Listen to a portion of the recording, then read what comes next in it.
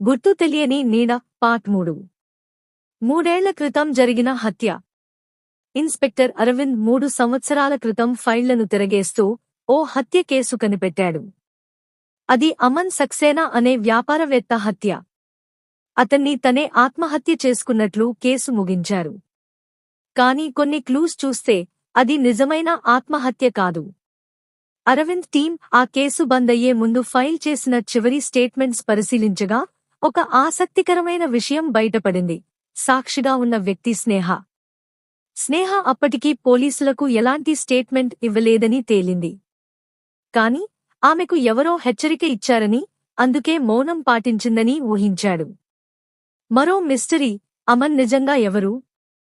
అమన్ కేవలం వ్యాపారవేత్త మాత్రమే కాదు. అతను ఒక భారీ కుంభకోణంలో ఇరుక్కున్నాడు. అతని మరణం వెనుక పెద్ద కుట్ర ఉంది.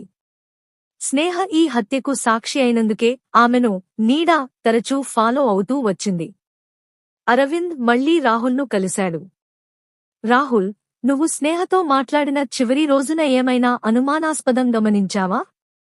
సార్, ఆమె ఎవరో పోలీసులకు ఫిర్యాదు చేస్తానని చెప్పింది.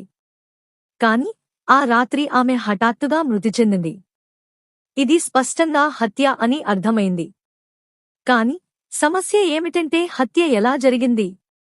ఆమె రూంలోకి ఎవరూ రాలేదు. Secret footage. అరవింద్ మరోసారి హోటల్ సీసీటీవీ ఫుటేజ్ పరిశీలించగా ఓ షాకింగ్ విషయం బయటపడింది.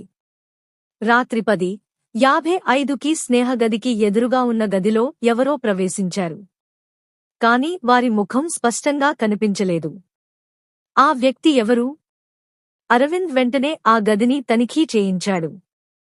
అక్కడ ఓ చిన్న వైర్లెస్ డ్రోన్ దొరికింది. అది ఏదో కెమికల్ స్ప్రే చేసి ఉండొచ్చని అనిపించింది. ఇది అత్యాధునిక మర్డర్ టెక్నిక్. ఇప్పుడు అరవింద్ ముందు 3 ప్రశ్నలు ఉన్నాయి. 1. ఆ డ్రోన్ని నడిపించింది ఎవరు? 2. అమన్ సక్సేనా హత్య వెనుక ఎవరు ఉన్నారు? 3. స్నేహ మరణం తర్వాత నెక్స్ట్ టార్గెట్ ఎవరు? ఇంకా కొనసాగుతుంది. MDM Gaming Peddapalli Naresh. Please friends, subscribe me channel. Thanks for supporting.